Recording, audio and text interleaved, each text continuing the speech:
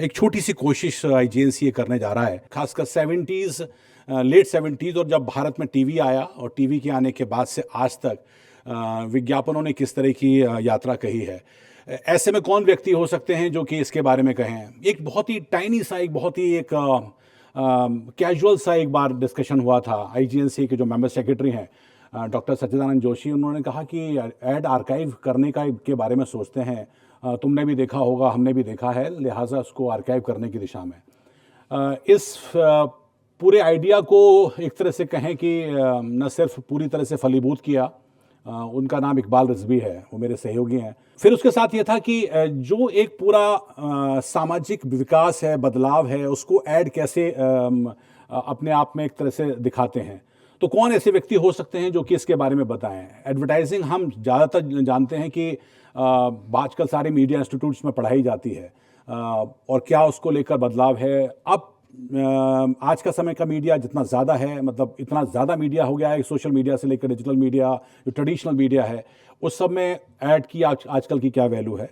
लेकिन पुराने विज्ञापनों की अपनी क्या पहचान थी, उनकी यात्रा किस तरह की थी, इस सब को लेकर बड़ी एक तरह की रोचक रिएक्शंस देखने को मिले हैं। रिएक्शंस ऐसे हैं कि हर आदमी कहीं ना कहीं जुड़ा हुआ महसूस करता है, हर एक की कहानी है। तो मुझे अंत में यही कह सकता हूं कि हम सबको, खासकर इंडियंस को, भारतीयों को, कहानियां और फंतासी में जीने की आदत है। हम कहानियां बुनते हैं, गुनते हैं, और उसके साथ साथ उसको बता सकते हैं। यही इसके पूरा मकसद है। ये बहुत छोटी सी कोशिश है, ईमानदार वाली कोशिश थी, और मुझे लगता है कि वो फलीभूत हो रही है, वो एक मेटलाइज हो रही है। और आपका स्वागत है। जो स्टॉलवर्ड्स हैं उन तीनों को हम सुनेंगे। मैं खासकर एक दर्शक के तौर पर मैं भी जानना चाहूँगा सोहेल सेठ से, जिनको हम सब जानते हैं, और खासकर सोहेल सेठ को लेकर तो हम लोग जो टीवी में देखते रहे हैं उनको, उनकी अपनी सोच किस तरह की रही है। आज के बड़े बड़े सीईओज़ को अगर वो ब्रांडिंग पर सलाह देते हैं तो क्या सलाह देते होंगे आज बदलते समय के हिसाब से, उनकी सोच में कितना बदलाव आया है, और ये कोशिश हमारी इस कोशिश को वो कैसे देखते हैं।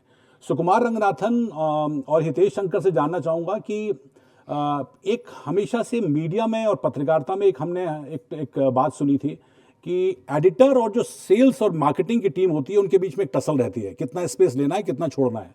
तो वो ये दोनों बताएं हमको, एडवर्टाइजिंग की रेलेवेंस के बारे में ये बताएं। यही आज के जानने की हमारी कोशिश होगी। और यकीन मानिए, इसी तरह का साथ मिला तो ये छोटा कदम है, ये फर्स्ट स्टेप है, but we will take it a step further, और हम और अच्छा कर पाएंगे। संभवतः आईजीएनसी जो अपनी एकेडमिक और रिसर्च इंस्टीट्यूट के लिए जाना जाता है, एडवर्टाइजिंग का भी एक बड़ा एक क्रेडिबल सोर्स बनेगा, सेंटर बनेगा, इसी उम्मीद के साथ बहुत बहुत धन्यवाद।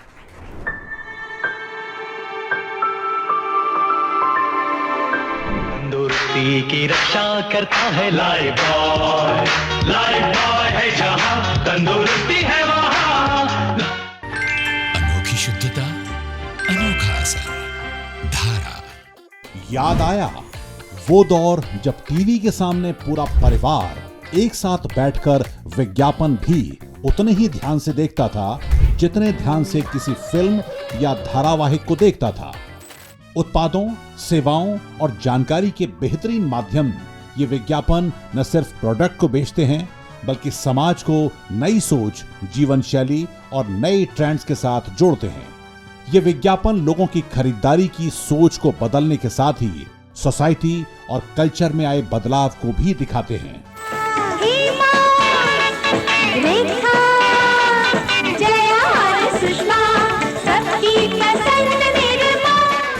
इन सुरीले जिंगल्स वाले विज्ञापनों की अपनी एक अलग ही दुनिया है। और जब बात टीवी या डिजिटल माध्यम की हो तो 1950 से 1990 के बीच का दशक विज्ञापनों के इतिहास में बेहद रोचक और क्रिएटिव रहा है। विज्ञापनों का वो भोलापन जब हमारा साबुन सबसे शुद्ध जैसे नारों में सादगी भी थी और भारतीयता की झलक थी। विज्ञापनों के बदलते स्वरूप में इंडस्ट्रियलाइजेशन के साथ ही विज्ञापन भी रंगीन हो गए। इसके साथ ही प्रसिद्ध कलाकारों की भूमिका ने तो इन विज्ञापनों को घर घर तक पहुंचा दिया। एक बार 999 दो, जिंदगी भर मोबाइल रहो। जैसे जाकिर हुसैन की उंगलियों का जादू और उनकी आवाज में वो लाजवाब जिंगल वाह ताज, तो आपको याद ही होगा। अरे हुजूर, वाह ताज बोलिए। वाह ताज। इसके साथ ही जैसे जैसे ये विज्ञापन टीवी के साथ आगे बढ़े तो वीको वज्रदंती और लिज्जत पापड़ जैसे विज्ञापनों ने तो भारतीयता को भी प्रमोट किया। तो वहीं 90 के दशक में ग्लोबल ब्रांड्स ने धूम मचाई। ये दिल मांगे मोर और रिन की चमकार जैसे स्लोगन हर जुबान पर छा गए। अब विज्ञापन न सिर्फ प्रोडक्ट बल्कि लाइफस्टाइल बेचने का भी एक पावरफुल मीडियम बने। अगर विज्ञापनों को लेकर आपकी दिलचस्पी है तो IGNCA लेकर आ रहा है भारत के विज्ञापन इतिहास का एक समृद्ध आर्काइव। यहाँ स्टूडेंट्स, रिसर्चर्स और एड लवर्स को मिलेगा विज्ञापन जगत की अनमोल धरोहर। 1950 से अब तक के आइकॉनिक एड्स, उनके पोस्टर्स, स्क्रिप्ट्स और ऐतिहासिक जानकारियां। अगर आप एडवर्टाइजिंग की स्टडी, रिसर्च या बस पुरानी यादों में खोना चाहते हैं तो ये आर्काइव आपके लिए है। Palms Moisturizing Cold Cream for soft, googly woogly whoosh skin. हमारा बजाज, बुलंद भारत की बुलंद तस्वीर। हमारा बजाज, चुपती चलती खमोरियां लाया, आया मौसम ठंडे ठंडे डरमी कूल का, ठंडे ठंडे डरमी कूल का।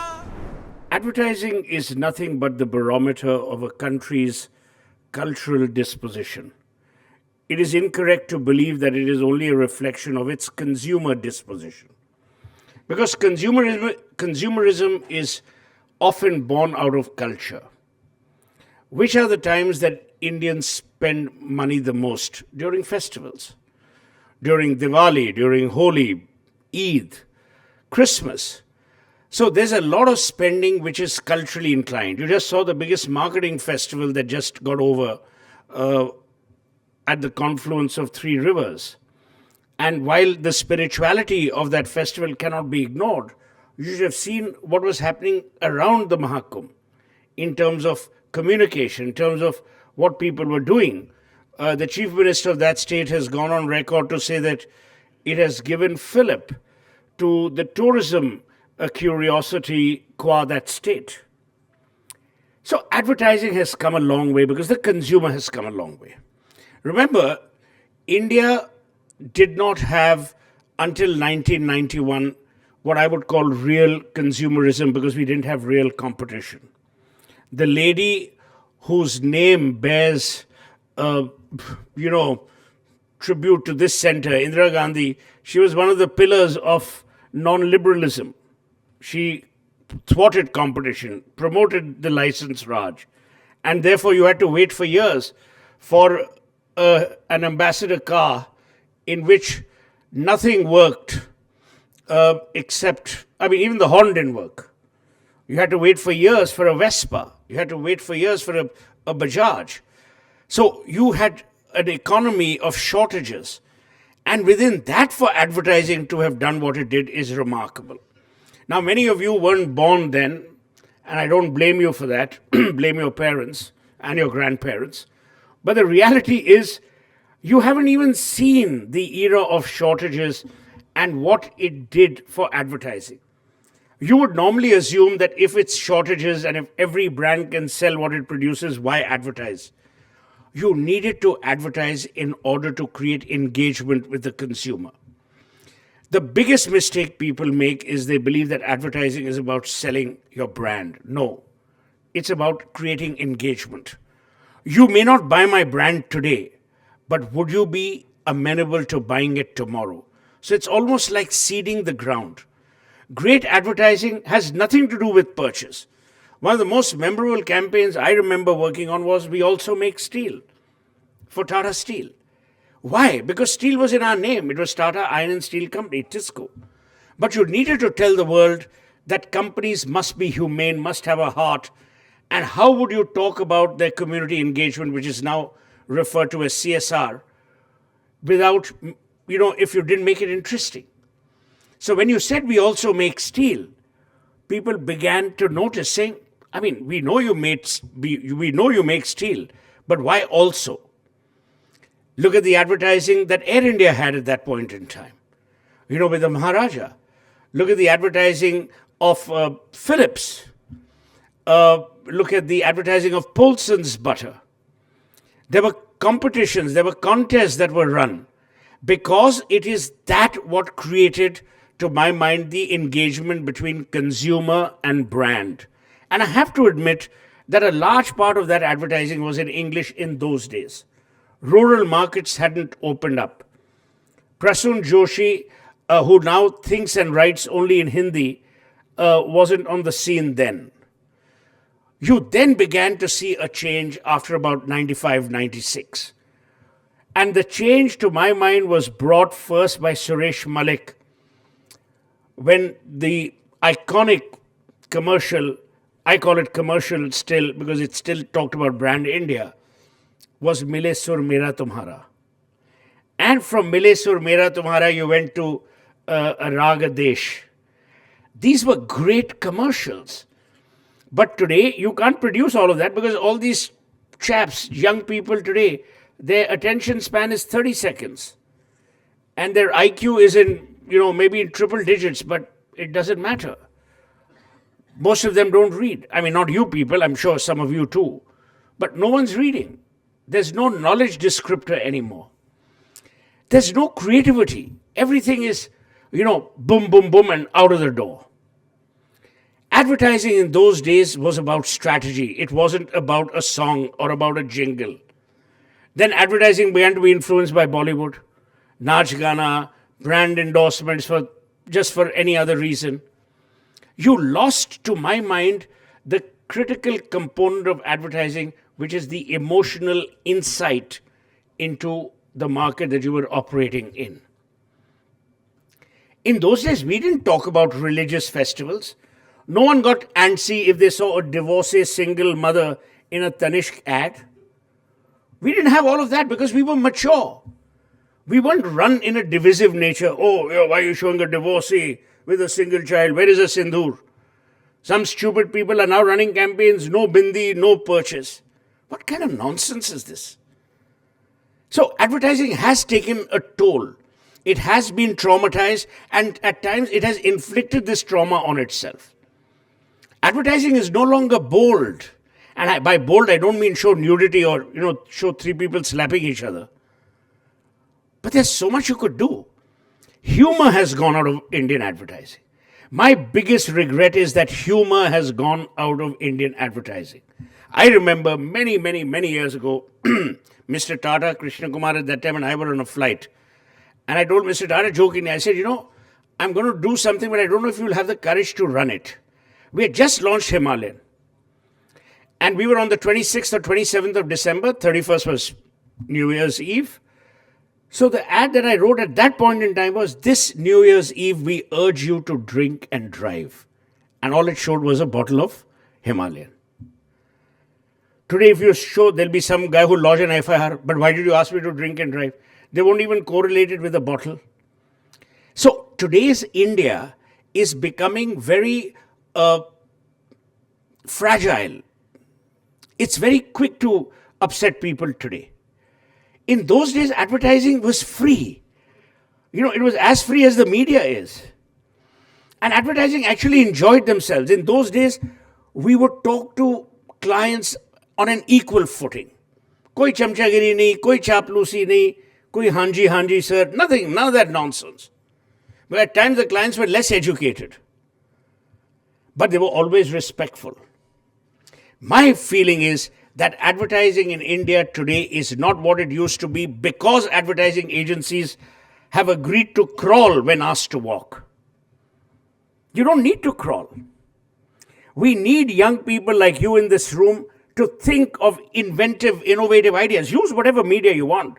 Use those goddamn reels and, Instagram and whatever the hell you'll use, TikTok or, whatever it is. But be creative. I don't want to see someone's ugly face, sitting by the pool, dipping their toes and, promoting a place.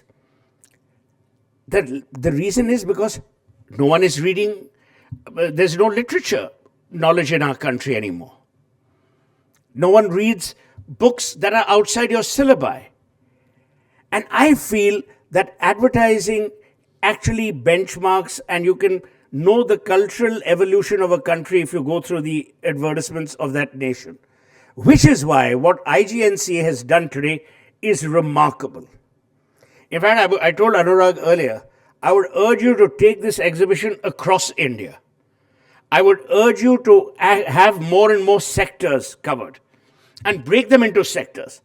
What is it for FMCG? What is it for corporate? What is it for airlines? So that people know. You must know your past. You guys know Hrithik Roshan's pet name, but if I asked you who was the man who created, Air India advertising, you wouldn't know. Because your parents or your parents' parents, given how young or old you are also not interested. And if they are interested, they don't know where to get this information. Now, everything can't be Googled.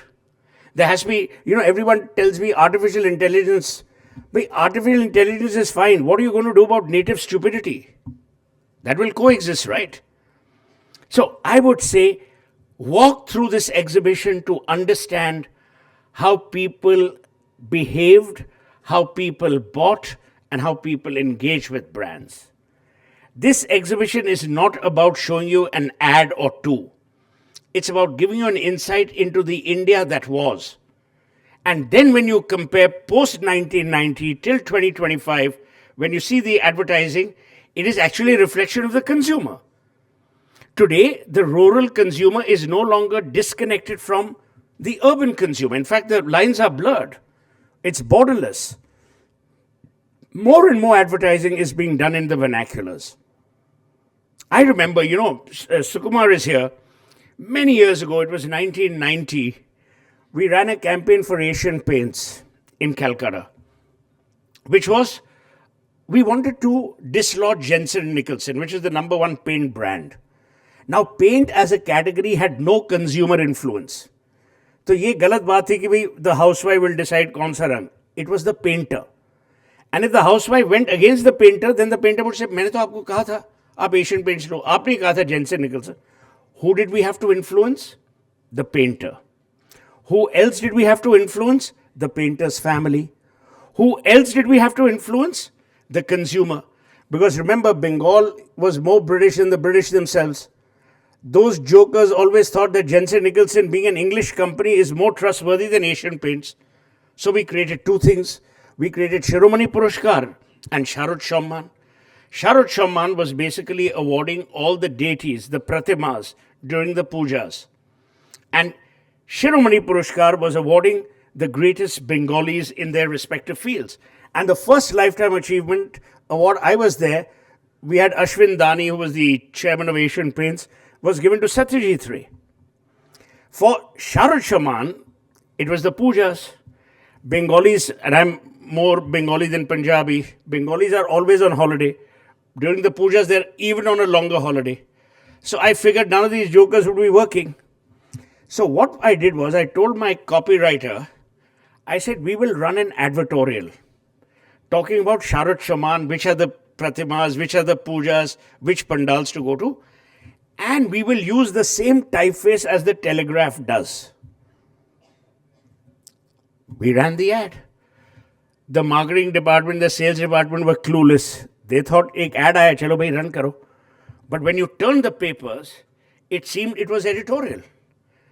After that, Avik Sarkar came down like a ton of bricks.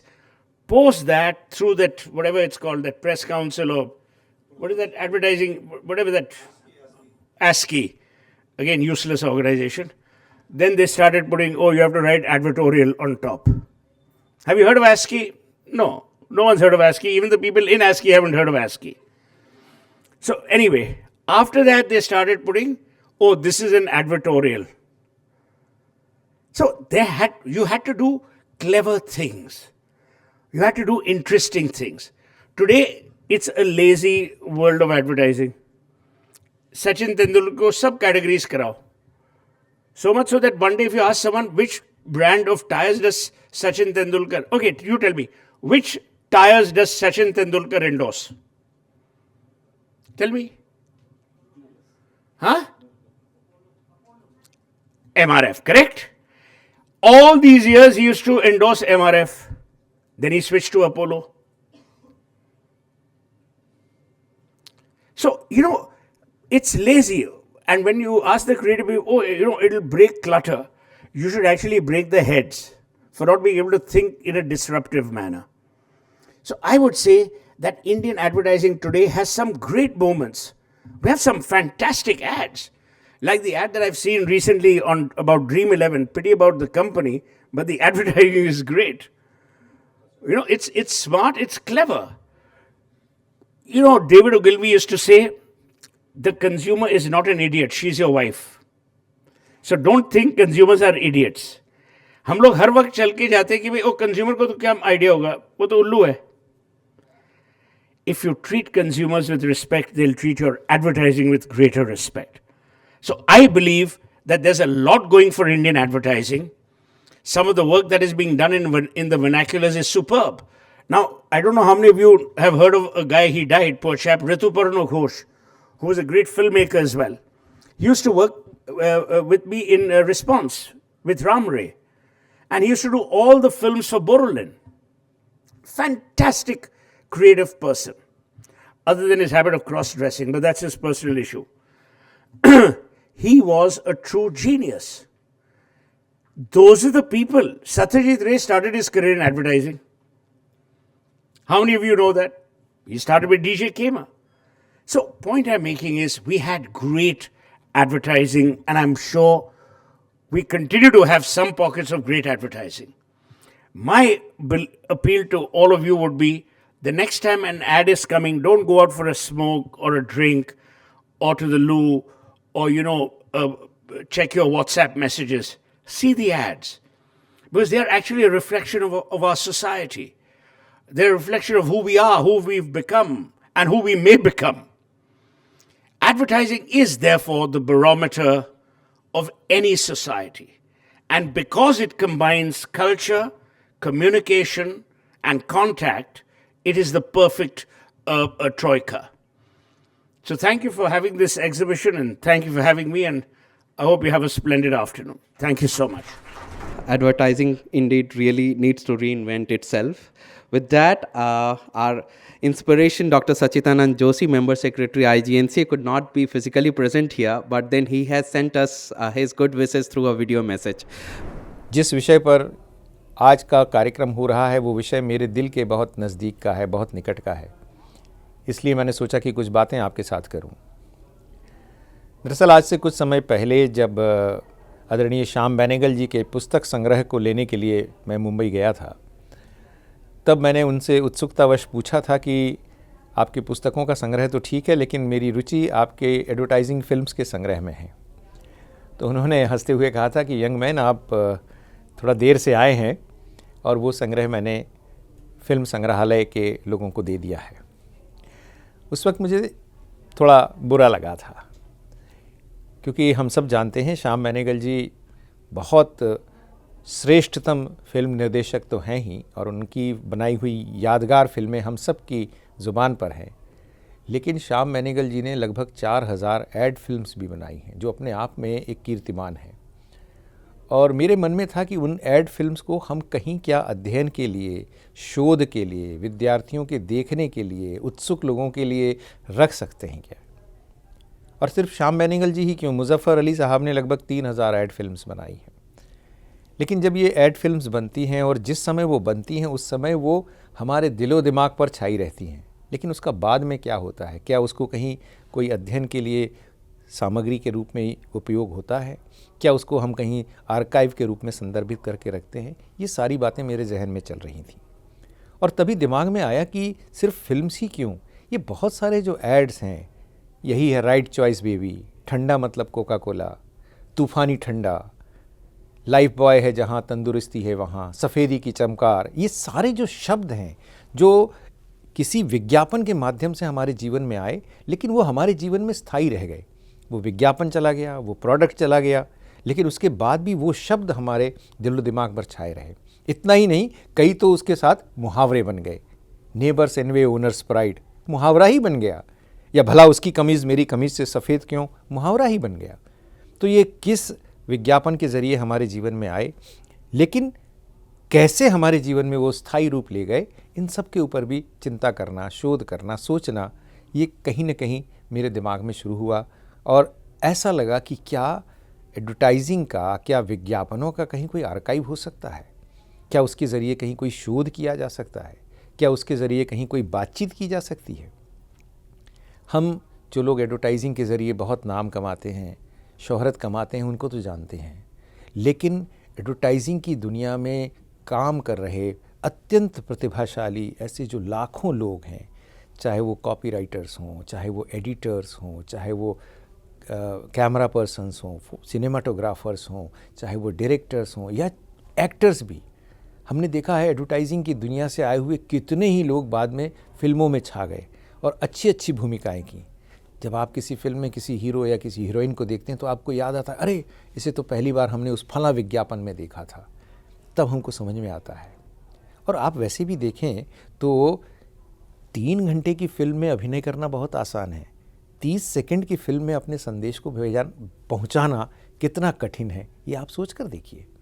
यानी कुछ तो है, कोई तो अलग चीज़ है जो आपको इस एडवर्टाइजिंग की दुनिया में दिखानी पड़ती है, लेकिन उन सब चीज़ों का कोई डॉक्यूमेंटेशन नहीं होता।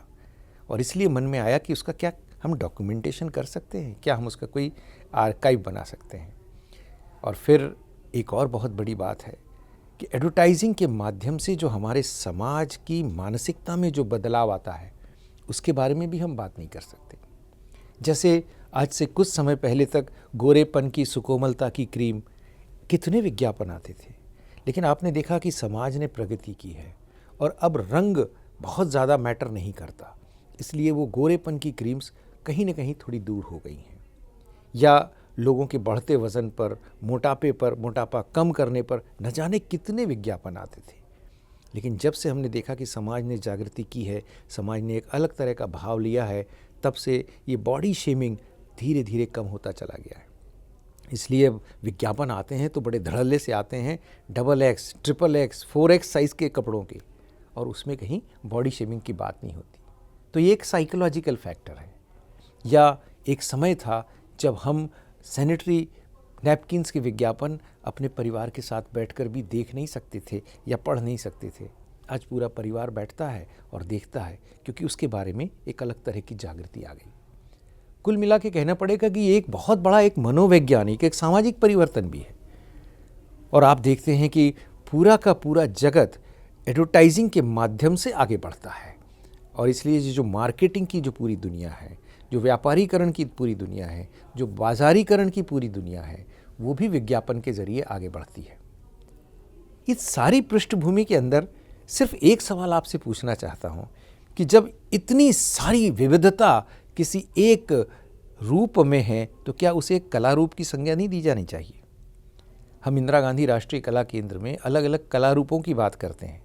हम फिल्म को भी अपने कला रूपों में शामिल करके फिल्म के ऊपर भी गंभीर चर्चा करते हैं। लेकिन विज्ञापन ये फिल्म नहीं है, विज्ञापन उसके इतर एक अपने आप में पूरा का पूरा विकसित कला का शास्त्र है। तो एडवर्टाइजिंग की कलात्मक दृष्टि को देखना, एडवर्टाइजिंग के मनोवैज्ञानिक पक्ष को देखना, एडवर्टाइजिंग के सामाजिक पक्ष को देखना, एडवर्टाइजिंग के सांस्कृतिक पक्ष को देखना, क्या ये सारी बातें कला केंद्र की जिम्मेदारी नहीं होनी चाहिए? बस इन्हीं सब बातों के बरक्स मैंने अपने सहयोगी जो स्वयं बहुत अच्छे मीडिया प्रोफेशनल हैं, अनुराग पुनेठा, उनसे बात की। जो बात मेरे मन में कहीं ना कहीं खदबदा रही थी, वही बात उनके मन में भी कहीं ना कहीं खदबदा रही थी। और बस हम दो दीवानों के मन की जो बात है वो इस कार्यक्रम के ज़रिए और इस आर्काइव के ज़रिए आ गई। मैं नहीं जानता कि ऐसा प्रयोग इससे पहले कहीं हुआ है या नहीं हुआ है। मैं ये भी नहीं जानता कि ये प्रयोग आगे जाकर कितना बड़ा रूप लेगा। लेकिन कहीं कोई चीज़ आगे बढ़े, इसके लिए शुरुआत तो करनी पड़ती है।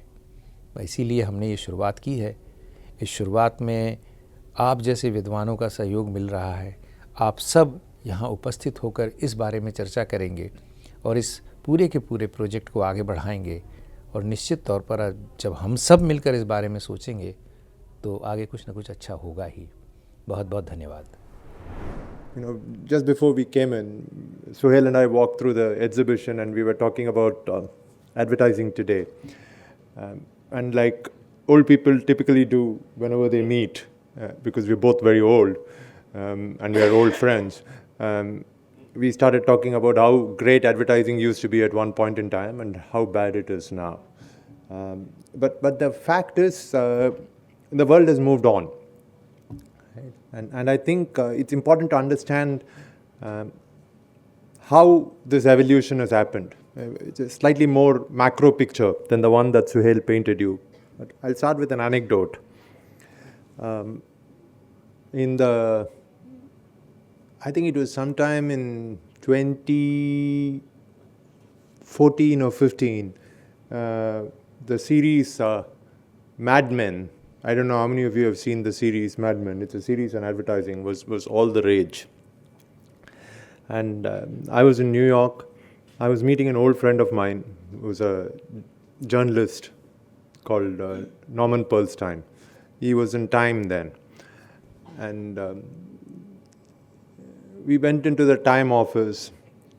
I was supposed to pick him up and we were supposed to go for lunch. So I went to pick him up.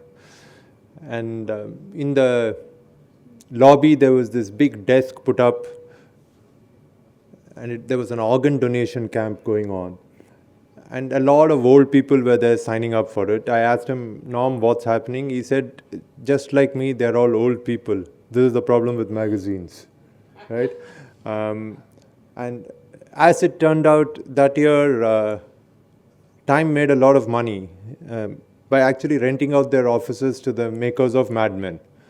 Because Mad Men, they were looking for an ad agency building which had a lot of cubicles. The only office building in New York which had that many cubicles was the Time office. So they made money by renting it out. But the truth is simply that the golden age of advertising actually coincided with the golden age of magazines. As the golden age of magazines waned, and I think in the US it started waning in the 1990s, in India it waned in the 2000s, I think the advertising industry sort of moved on. It's still at some kind of late flourish on TV, but I'll come to that in a bit.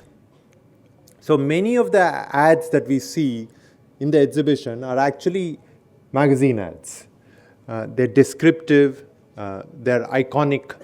Of course, I didn't see any cigarette ads there for obvious reasons. I think no one wants to put up cigarette ads. But some of the most wonderful advertising that was done was for cigarettes. And Suhail spoke about Satyajit Ray.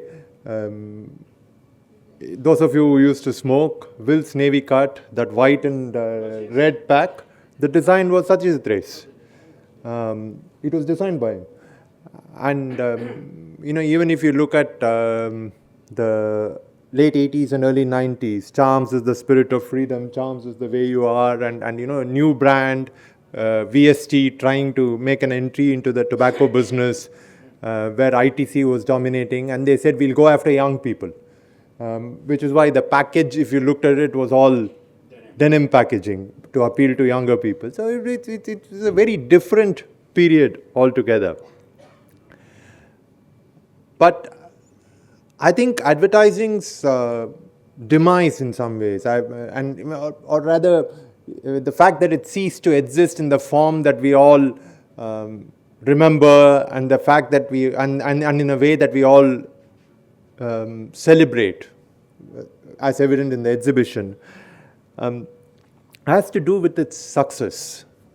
In the 1960s, there's this American called Vance Packard who wrote this book called The Hidden Persuaders, which is an iconic book on advertising, and how you can shape opinions, make people do what you want to. The thing is, over the last decade, thanks to the internet, what has happened is that companies, individuals, political parties, organizations have all become masters of their own narrative. It wasn't the case previously. Previously, you needed to have a medium, which was a newspaper or a magazine or a TV channel, and then you had to have some people who would create the message for you, which was the advertising agency, and even then it was not perfect information. So, which is where branding came in, because a brand in many ways is just a substitute for perfect information. But the internet removes all these from the equation. So you go directly to the customer or consumer, and you can shape your own narrative. So companies do this, individuals do this, political parties do this, and mass movements do this, and they all do it very well. And this has happened because of the internet. So advertising, I think, has to now figure out how to reinvent itself, which I'm sure will happen, because, you know, media, for instance, has reinvented ourselves. Because we had the same problem, right? I mean, if you have information everywhere, then why would people come to a particular newspaper or TV channel or website to get the news if they can get it anywhere else, if it's a commodity? And the truth is, they will come simply because there is so much information out there that they don't get the context, they don't know whether it is right or wrong, they don't get the perspective, they get zero analysis. So then they start looking for brands that can give them all these things. So you go to the respected brands. And I think that is probably the kind of change that you're going to have to see in advertising, which you don't see right now. And one of the other reasons why you don't see this change is also because there's a classic marketing cycle, right? I mean, awareness, interest, desire, action, satisfaction. That's what it's called, right? You start with A, you end with S, and every time there is an ad, people will say, what is the call to action? Which means, you know, does it immediately force the customer to pick up the phone and say, like, listen, I want to know more about this. Today, if someone sees an ad on Instagram, or anything on Instagram, it's possible to immediately buy it, right? So you're effectively short-circuited that entire process. So in this scenario, what does advertising have to do to change your mind or to influence you? So those are the kind of challenges that we now face. I'm not sure ad agencies have resolved these yet, which is probably why we are not seeing very creative ads, the kind that we can sit here, Suhail and I can sit here and talk about advertising till the cows come home, and we'll talk about, oh, do you remember this campaign? Do you remember that campaign? And you know, it's really interesting stuff, right? I mean, Raymond's Perfect Man campaign, right, where they had a profusion of celebrities, and when they didn't have celebrities, they had interesting stuff, right? Good music and other things. The Amara Bajaj ad, for instance, I think was sung by a man called Vinay Manke. Yeah, and it's an iconic song. People of our generation still remember that song, but you don't see things like that. Now Suhail will reference the Dream11 ad. We'll remember the ad for some time because it's a very cleverly made ad, but it doesn't tell you anything about Dream11, right? And of course, as a journalist, I'm very interested in what Dream11's business model is, right? Yeah. Which is the big question that we have to ask. Anurag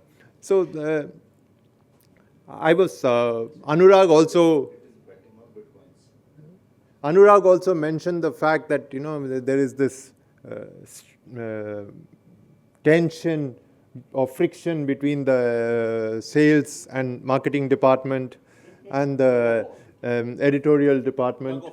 Yeah, but I wouldn't call it tug of war, right? I mean, but everyone works for the same organization, right? And people don't go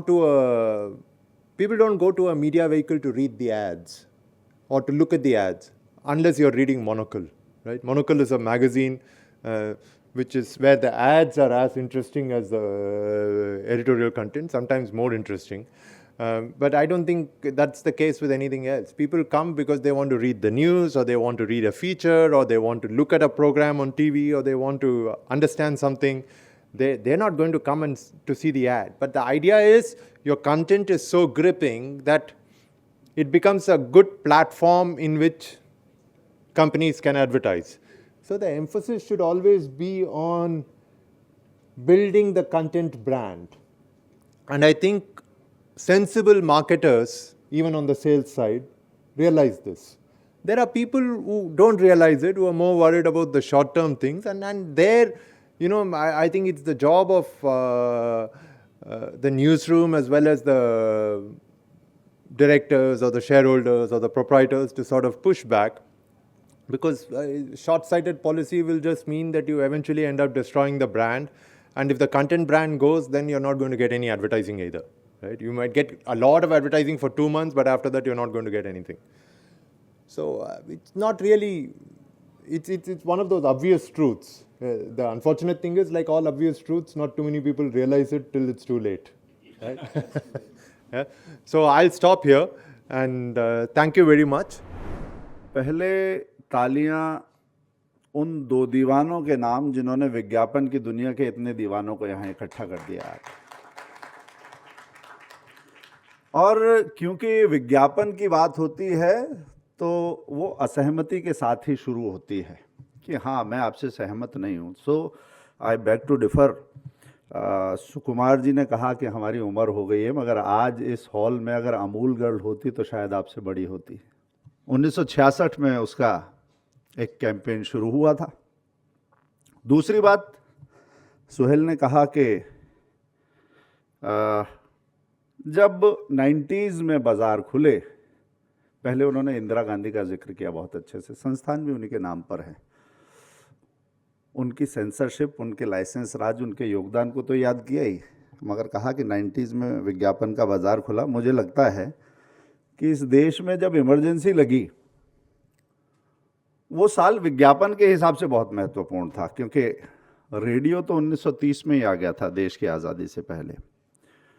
59 में दूरदर्शन भी आ गया था, मगर सूचना प्रसारण मंत्रालय से अलग होने के बाद 1976 यानी आपातकाल का साल वो साल था जब उस पर विज्ञापन आए। मैंने अपने एक गुजराती मित्र को एक चुटकुला सुनाते हुए सुना, और जिस तरह से बोलते हैं उसमें अंतर। उसने कहा, you know why Bombay is dying? मैंने कहा वाई? कहते बिकॉज ग्वालियर शूटिंग। और ग्वालियर शूटिंग का जो ऐड था, वो शूटिंग बोलते थे, ग्वालियर शूटिंग्स का जो ऐड था वो उस टीवी का पहला ऐड था, विज्ञापन का पहला ऐड था। और ख़ास कर मैं याद करना चाहूँगा उस लाइसेंस राज को कि आज जो सपनों की दुनिया है, मैं विज्ञापनों को तृष्णाओं का खेल कहता हूँ। तृष्णा का मतलब खाली इच्छा नहीं है, इच्छा तो दिखती है, कॉन्शियस लेवल पर रहती है।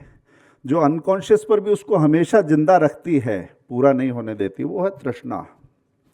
तो ये तृष्णाओं का खेल है। मगर इन इच्छाओं को दबा के रखने का जो काम था, वो यहाँ पर बहुत सारे बच्चे हैं जिनका जन्म ही पतली पिन के चार्जर के जाने के बाद हुआ होगा, यानी नोकिया, फिर उसके बाद 6610, 6600, ये सब उसके बाद हुआ होगा। तो उनको नहीं पता कि उनके माता पिता ने कौन सा दौर देखा था। एक गाड़ी के बारे में सुहेल ने बताया, सुहेल सेठ कह रहे थे कि एम्बेसडर, कि उसका गुण था बस कि वो चलती नहीं थी, मगर बाज़ार में और कुछ नहीं था, इसलिए वो ही चलती थी। हमारे पास गाड़ियों के 2 ब्रांड होते थे, एक फिएट और एक एम्बेसडर। नहाने के लिए 4 साबुन होते थे, लक्स, हमाम, ओके और लाइफ बॉय। तो परिवार राज बहुत अच्छा रहा, और मगर बाकी परिवार बहुत सीमित संसाधनों में अपनी जैसे तैसे थे काटते रहे। और वो नरसिम्हा राव थे जिनके बाद ये बाज़ारों का दौर खुला। तो विज्ञापन भी ग्लोबल हुए, और मैं कहता हूँ कि विज्ञापनों में समाज, संस्कृति, राजनीतिक व्यवस्था सब झलकता है। और जब हम ये कहते हैं तो आवश्यक हो जाता है कि आज नॉन टेंजिबल गोल को लेकर भी कोई देश एक अच्छा विज्ञापन बना सकता है। जैसे स्वच्छ भारत अभियान है, अगर लोगों ने अपनी गाड़ी में आते जाते कूड़ा ना फेंकने की आदत एक विज्ञापन से डाली, पूरे समाज का व्यवहार वैसा बदला जैसा गांधी जी कहते थे। मगर अपने नाम में गांधी लगाने वाले कोई पंचशील पर विज्ञापन नहीं बना पाए, क्योंकि आज पता चलता है कि पंचशील ऐसा चलने वाला काम नहीं था। स्वच्छ भारत चलता है, बेटी बचाओ बेटी पढ़ाओ, जब ये बात होती है तो तनिष्क के ऐड में वो लड़की दिखाई देती है कि बेटी को पढ़ाने का क्या चमत्कार एक व्यक्ति की लाइफ में हो सकता है। सोशल डायमेंशंस भी उसमें दिखाई देते हैं। जब एरियल का एक ऐड है, उसमें पिताजी वॉशिंग मशीन चला रहे हैं, जब वो दिखाई देता है तो पता चलता है कि हाँ, परिवार बदल रहे हैं। ये काम खाली किसी एक का नहीं है, हम समाज के तौर पर बदल रहे हैं, खाली उत्पादों के तौर पर नहीं बदल रहे। एक चीज़ में मैं थोड़ा सा और असहमत होता हूँ कि जोशी जी ने अभी कहा कि गोरेपन की क्रीम की बात सही है। हालांकि उसकी कहानी भी थोड़ी सी बड़ी दिलचस्प है कि भारत में जब पहली बार फेयर एंड लवली आई तो उसकी मार्केट स्टडी करने वाले लोगों ने पहले ये देखा था कि मैक्सिको के आसपास भी ऐसा ही है कि कर्कवृत्त धरती को जहाँ से काटता है वहाँ पर डार्क कॉम्प्लेक्शन के लोग होते हैं, तो गोरा होने की चाह में ये बिकेगी ज़्यादा। तो यहाँ पर भी वहाँ जैसे बिकता था केमिस्ट शॉप से, वैसा केमिस्ट शॉप से बेचना शुरू किया। मगर पता चला कि भारत में लॉन्च होने के बाद शुरू में वो क्रीम ही पिट गई। वजह उसकी एक थी कि उबटन से लेकर कृष्ण जी की पूजा तक, उबटन हमारे पास उपचार के तौर पर है और काले को तो हम पूजते हैं, तो हमारे लिए कालापन बीमारी नहीं है। इसलिए जब उसे जनरल स्टोर के मार्फत लॉन्च किया गया तो वो एक सक्सेसफुल ब्रांड बना। दूसरी बात, किसी को मोटा कहना, किसी को पतला कहना, किसी को गोरा कहना, ये काला कहना समाज के तौर पर विकसित होने की बात है या इसके साथ भी कोई मार्केटिंग का गेम प्लान जुड़ा हुआ है? क्योंकि किसी के मोटा होने की हंसी ना उड़ाओ, ये सबसे पहले बात आई अमेरिका में, जब प्रिंगल के चिप्स खाते खाते काउच पोटैटो वहाँ पर पड़े रहते थे और उनकी हंसी मत उड़ाओ क्योंकि वो बहुत बड़ा कंज्यूमर है, वो बहुत बाजार को पैसा दे रहा है। हम सब अपनी स्कूल के ज़माने में हमारी क्लास में कोई एक मोटू होता था, कोई एक छोटू होता था, कोई धीरे चलता था, कोई, उसके लिए दुर्भावना नहीं होती थी मन में, मगर बाजार में नैरेटिव के तौर पर, क्योंकि उन्हें चिप्स बेचने, मोटा होता जाएगा मगर इसकी कोई हंसी नहीं उड़ाएगा, इसके साथ एक्सेल का ब्रांड और बेच देंगे, इसलिए ये चीज़ चल रही है। और जब ऐसे बहुत सारे मोटे हो गए, तरह तरह से लाइफस्टाइल खराब हुई, दूसरी चीज़ इम्पोर्टेंसी की आई। तो अमेरिका के बाद जब इम्पोर्टेंसी की चीज़ आई तो उन्होंने कहा जेंडर डज नॉट मैटर, फिर जेंडर फ्लूडिटी के साथ में प्रोडक्ट आए। एक मैजिकल पिल है कि आप अपने जेंडर चेंज कर सकते हैं। तो यानी नैरेटिव के पीछे भी कौन है? विज्ञापन जगत और मार्केटिंग है, उसे हमें और समझना पड़ेगा। ऐसी बहुत सारी चीज़ें हैं और जैसा मुझे लगता है कि ये तृष्णाओं का खेल तो है ही, इसके साथ ये तरह तरह की अपील्स का खेल भी है। विज्ञापन हमेशा जो होता है वो आपकी जेब में से पैसा कैसे निकालना है। ललिता जी का विज्ञापन आता था, उसकी साड़ी मेरी साड़ी से सफ़ेद कैसे, मगर एडवर्टाइज़र काम कैसे करता है कि जहाँ पर बाइंग डिसीजन लेने वाले को इतना कन्विंस कर दो कि पैसे तो जाने हैं मगर ऑडिटर जनरल ओके करेगा तब पैसे जाएंगे। जो बीवी से सचमुच करते प्यार वो प्रेस्टीज से कैसे करें इनकार। तो उस घर में प्रेस्टीज जाएगा, कुकर जाएगा, और उसके लिए पहले से कन्विंस कर रखा है उसकी पत्नी को। इस तरह के काम और इस तरह के कमाल विज्ञापन जगत करता है। और विज्ञापन कई बार विज्ञापन नहीं होता, कई बार वो अपने आप में न्यूज़ हो जाता है। नॉर्दर्न इंडिया में एक पंजाबी का एक ऐड आता था, एक ब्रांड भी होता था, बॉबी सोप, अगर आपने नाम सुना हो। तो वो एक लाइन का ऐड होता था, थोड़ा सा म्यूजिक, उसके बाद सुन मेरी ये बिल्लो, बॉबी 3 रुपये किलो। सालों साल चलता था। जब वो 5 रुपये किलो होता था तो पता चलता था अरे साबुन के रेट बढ़ गए, महंगाई बढ़ गई। इंडेक्स विज्ञापन बताता था। छोटी चीज़ों के लिए भी था, सोना, हवाई चप्पल और बाकी सारे ऐड इसी तरह के थे। मगर मुझे लगता है इस देश ने विज्ञापनों में सामाजिकता और सरोकार की एक बड़ी यात्रा भी देखी है। 80 रुपये में शुरू हुई एक कंपनी 1600 करोड़ की कंपनी बनती है और एक बड़ा सरल सा विज्ञापन होता है उसका, स्वाद स्वाद में लिज्जत लिज्जत पापड़। 80,000 महिलाएं उससे आज जुड़ी हुई, 45,000 महिलाएं आज उससे जुड़ी हुई हैं। कितना बड़ा विज्ञापन वो था। और सेल्फ हेल्प ग्रुप्स का मुझे लगता है कि सबसे बड़ा मूवमेंट था। इसी तरह से देश की आज़ादी से ठीक पहले जो शुरू हुआ अमूल, आज 1600 करोड़, 1600 करोड़ नहीं, 33,000 करोड़, 33,000 करोड़ की कंपनी बनती है सिर्फ 2 चीज़ें लेकर। दूध की गुणवत्ता बढ़ानी है, किसान की आमदनी बढ़ानी है, और उसके साथ भारत का ब्रांड बनता है। वही अमूल गर्ल की कहानी है। तो मुझे लगता है कि ऐसी बहुत सारी चीज़ें, और ये बात बहुत सच है कि हमने शायद अपील्स पर काम करना छोड़ दिया है, क्योंकि जिस हास्य व्यंग परिहास की बात सुहेल सेठ जी कर रहे थे उसमें ठहाके लगाने के लिए परिवार की ज़रूरत होती है, दोस्तों की ज़रूरत होती है, मगर दोस्तों की बजाय जब डेटा डिपेंडेंट हो जाते हैं तो शायद हमारी ज़िंदगी में ठहाके भी कम हो जाते हैं। विज्ञापनों का ये अध्ययन, ये क्यूरेशन और उस बड़ी सी दुनिया में खुलती हुई ये खिड़की जहाँ पर रचनात्मकता अपने अलग अलग सोपान, ऊंचाई और ढलान सबके साथ मौजूद होगी, तो मुझे लगता है संचार के विद्यार्थियों के तौर पर, न्यू मीडिया के ट्रेनीज़ के तौर पर, क्योंकि जब ट्विटर नहीं आया था तब भी 60 शब्द से छोटी कॉपी अगर कोई लिख रहा था तो विज्ञापन का कॉपीराइटर लिख रहा था। जब अटेंशन स्पैन बहुत छोटा था तब भी अगर कोई काम कर रहा था उस 1.5 सेकंड में तो वो विज्ञापनदाता कर रहा था। कॉन्शियस के अलावा अनकॉन्शियस लेवल की वो भी चल रही है कि ब्रेक के बीच में खाली पॉपकॉर्न्स दिखाएंगे तो शायद फिल्म के ब्रेक में कुछ लोग पॉपकॉर्न ज़्यादा खरीदेंगे। ये क्रिएटिविटी भी अगर किसी के मन में कुल बुला रही थी तो वो एक विज्ञापन के लिए दुनिया रचने वाला ही आदमी था। उस क्रिएटिविटी, उस रचना धर्मिता को प्रणाम करते हुए और आज जो सब लोग जुटे हैं विज्ञापन की इस दुनिया को जान देते रहें, हम जुटते रहें, खंगालते रहें, इस अभियान को अभिनंदन करते हुए मैं अपनी बात पूरी करता हूँ। धन्यवाद। 1950 से लेकर 1990 तक किस तरह के विज्ञापन अखबारों में, पत्रिकाओं में छपते रहे हैं, इसको लेकर के ये जो प्रदर्शनी लगी है यह बहुत ही रोचक प्रदर्शनी है और इसमें आने के बाद बहुत सी पुरानी यादें ताज़ा हो गई। बहुत से पुराने ब्रांड्स, वो उनको जैसे बिस्किट था, कौन सा मक्खन हम खाते थे, कौन सा टूथपेस्ट इस्तेमाल करते थे, तमाम तरह की पुरानी बातें यादें ताज़ा हो गई। और तब की जो टेक्नोलॉजी थी छपाई की और अब की जो टेक्नोलॉजी है छपाई की, उसमें ज़मीन आसमान का अंतर है। और बहुत से जो नए लोग हैं, आज की पीढ़ी के लोग, उनको पता भी नहीं कि पुराने ज़माने में फ़ोटो किस तरह से छापे जा सकते थे या जो है अखबार कैसे छपते थे, कंपोजिंग कैसे होती थी।